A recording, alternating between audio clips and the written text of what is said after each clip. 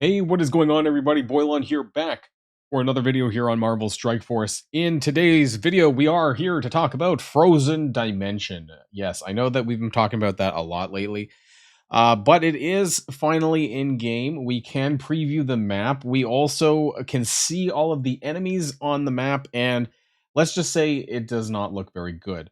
For the amount of rewards that this event gives, which newsflash is not actually all that much, it's extremely challenging and difficult. And it's not the challenge that quite bothers me, it's the fact that the requirements to do this and what you get back out of it is almost next to nothing. Like, it is worse than garbage, in my opinion. We're going to cover all of this in the video and why I don't think this is a good event. And so if you're ready to go, let's boil this down.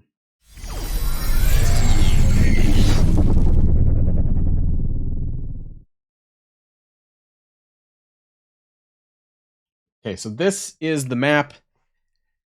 There's 12 nodes for okay, so there's two sides, right? We talked about this. There's the Annihilator side, and then there's the A-Force side, right? And in the A-Force side, you can use tech characters, and on the Annihilator side, you can also use Cosmic.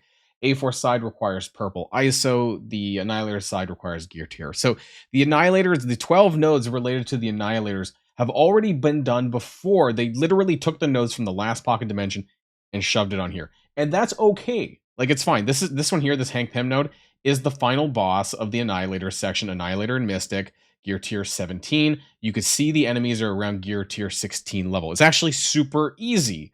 And all the other nodes before it, the first node over here, super easy. Now, it has a collection of rewards. We'll talk about the rewards towards the end, the total combined, what you get out of that, you know, once you add up all the nodes and the clear rewards. Here's the clear rewards, by the way. You get a 7 Red Sentinel, and that is not a problem in itself. This is I've calculated the total rewards on my spreadsheet. We'll look at that later. And then a 3 diamond Scientist Supreme. So this stuff isn't the problem as such. It's when you get to the A-Force side, and I want to start with the I think it's this side.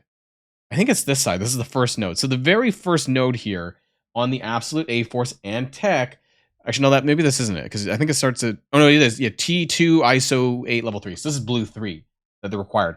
The first enemies on this node are harder than the last boss of the Annihilator section. 200k power with Zombie Scarlet Witch, Gore, Zombie Juggernauts, Morgan Le Fay. Okay, here's one thing that I want to tell you guys. Alliance War game mode is active on these nodes. I have actually gone through the JSON file, which I'll show you here. Maybe it's a bit hard to see, but on some of these nodes, you can see this here. Additional effective combat modes, AVA, and Insanity. So AVA is Alliance War. That's the coding for Alliance War. My apologies for not being in dark mode. This is just, I'm a monster, and then look at it like this when I'm using the JSON file. But this is basically telling you that if you are using your A-Force characters, then you are going to have your Alliance War stuff active for the Absolute A-Force. However, and any tech characters, I guess, that you also decide to use that have war bonuses, I suppose. But the flip side to this is so do they. So since the node has war game mode active, any of these war characters are going to have their buffs active. And that is going to include the Undying on this node and lots of other nodes. This is just the first one, okay? The second node has Night Stalkers, has Mercs for Money. Absolutely. Actually, you know what? It could have been. No, it goes this way, I think. This is the second node.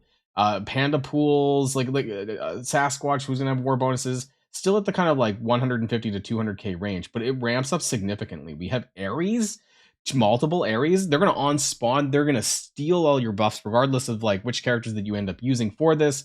If you're using Tech or Orcus characters, like you're going to lose all your buffs, that kind of stuff. It's just kind of, we have Red Hulk, who's going to have war bonuses. We have Out of Time characters that are going to have war bonuses. We have Astral characters. It's just more areas. Like, it's just when they drop on their additional waves, they're going to steal all their buffs. It's just insane. And then we have a Mephisto on node number 4, or at least the 4th A-Force side node. It is just absolutely crazy. We have a Super Skrull. We have 2 Mephistos, in fact, not just 1, but 2. And then we have like some Captain Britons, and it's just absolutely insane. And this is the first 4 nodes. And then we go over onto this side, and we have node number 5, and we have some more Old Man Logans and Ancient Ones and Thanos Endgames and all sorts of crazy shit. Like, it's absolutely bonkers. And then now we're moving up to blue 5, which, you know, purple 1 here. That moved up pretty quickly. And we have Black Knights, we have Night Stalkers, we have Gore, we have just an insane amount of tons of blades. right? We have Black Knights, multiple Black Knights. We have tons of tanks. Like it's just insane, insane nodes, and we're not even like at the worst of it. Like APOC here on before this Shadow King node, we have North Stars.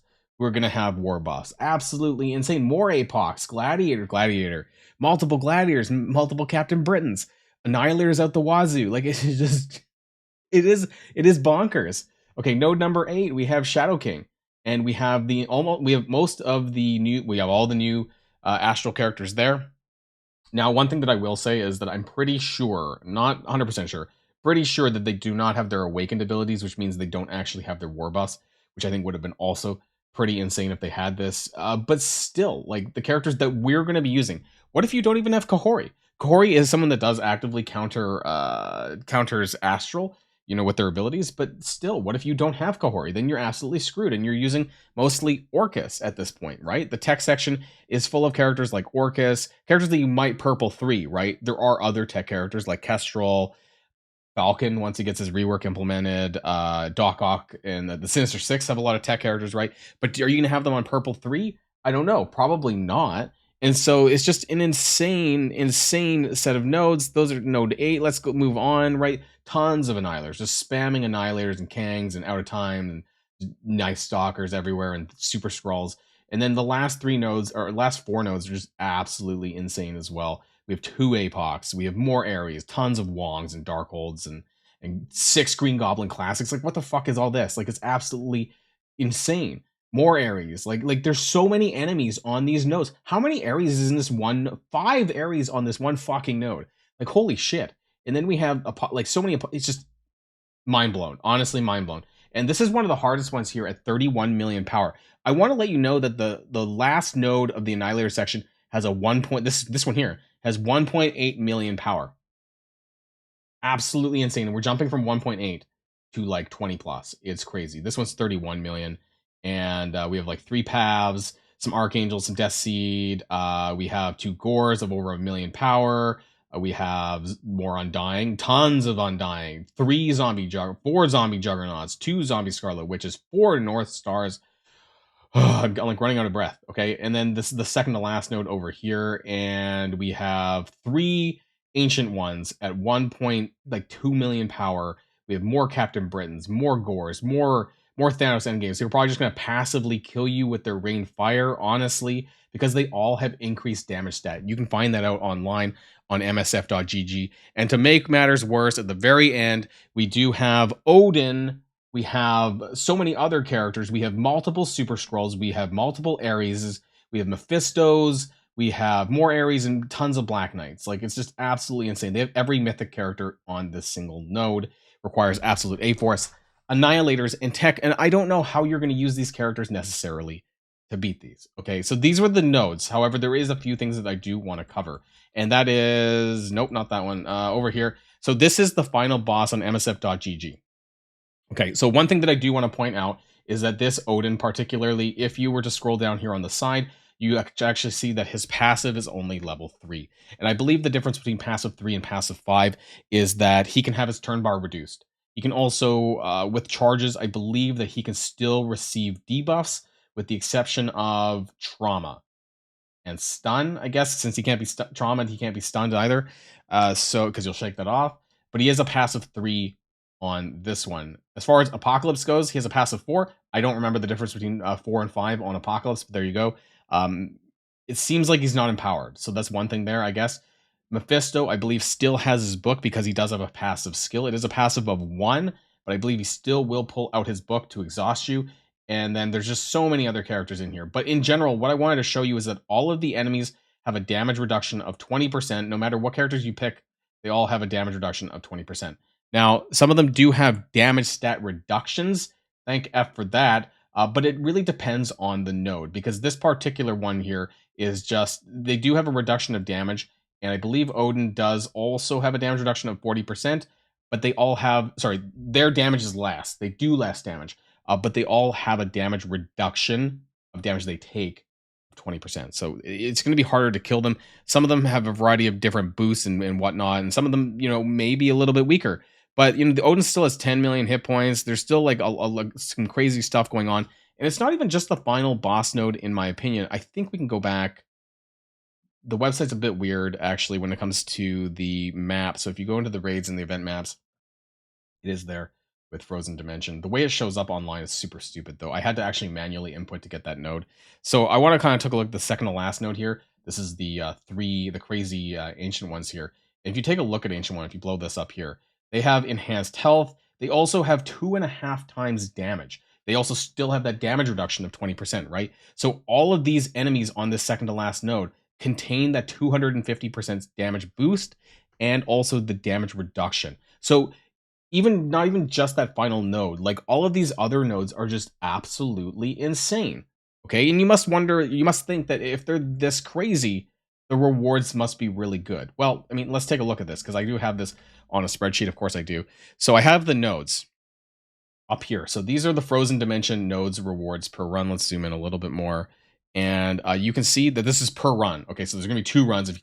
If you happen to clear this 2 times, you get 800 fragments of this best of 2024 Diamond Orb for some reason, right? You get 5 per run, 5 Path to Miss Marvel orbs per run, so 10 total. Not a lot. Snow Globes, 47.5 thousand, so 95k over 2 runs. Also not much considering Old Man Logan gave us 250k, I think. Absolutely insane. T4 training modules, Armory 18, Orb fragments. Like, shouldn't this be like 19 at this point? Sentinel shards, you get 50 per run, Omega Sentinel 50, Nimrod 50, and 5 Miss Marvel classics. So double this up to 100, 100, 110 for 2 runs. Now let's talk about the actual clear rewards. You get a 7 red Sentinel, you get 3 million gold, you get 3 diamond orbs, 120,000 purple ions, 4 purple basic orbs, and then an assortment of red gear and red uniques. It's not very many. Let me tell you, it's like 30 origin pieces. It's very low compared to what we get in the event store right now. It's just almost nothing. Now the timed run, you get a 3 diamond scientist supreme. You get 5 million more gold, so that's 8. 5 more diamond orbs, so that brings you up to 8 diamond orbs. 240,000 purple ions, bringing you up to 360,000, and then 8 more purple basic orbs, not even the class orbs, bring you up to a total of 12, and then a little bit more red uniques for absolute A-Force, and a little bit more assortment of red gear. Again, nothing really that impactful. And so this leads me to the question here. It's not even a question. It's me just telling you that it's garbage. The rewards are garbage for the amount of effort we have to put in to clear this. It is not, and I just want to let people know, it is not the challenge that I am concerned of. I like challenge. I like challenging content, but the rewards do not meet the requirements for us to clear this and how hard this is going to be. There is just an insane difference between the final boss of the Annihilator section and the final boss of this section of the Absolute A-Force before we even get to the final boss. Like, it's just, these couple of nodes over here are absolutely insane. I believe this is the Undying one with all the crazy Undying characters here that are going to have like war buffs active. It is going to be an absolute nightmare. And so for what we get out of this, it's just absolute dog shit, in my opinion. Now, one thing that I did want to point out here is that some people in the official Marvel Strike Force Discord were talking with Pathfinder last night, Community Manager Pathfinder, and we were able to get some confirmation more about Pocket Dimension and how long it would be running. And it does appear, according to Pathfinder, anyways, my apologies for the frame blocking my shit again, but you can see it that it says January 6th. So Cyber Catman asked about Pocket Dimension, saying it's, because it's how hard it is, right? And Pathfinder says January the 6th. So this is coming out on Wednesday, which is going to be December the 18th. And that gives us, I believe, January the 6th. Let me bring up my calendar here. Is going to be a Monday. So we're going to have 19 days, I think, to get this done. And it's not really the duration of the event that bothers me or not. It's still to do with the difficulty, but also the challenge of it is not the challenge. It's not the difficulty, it's the rewards. The rewards are garbage. And so there's 2 things that, in my opinion, need to happen. They either need to bring back the requirements, aka the purple ISO requirement is very heavy-handed, right? In order for you to get through wherever purple 3 starts, it must be this node. So these last 3 nodes require purple ISO 3. It is a huge jump to go from purple ISO 2 to purple ISO 3. One thing that they could do is bring it all back down to purple ISO 2.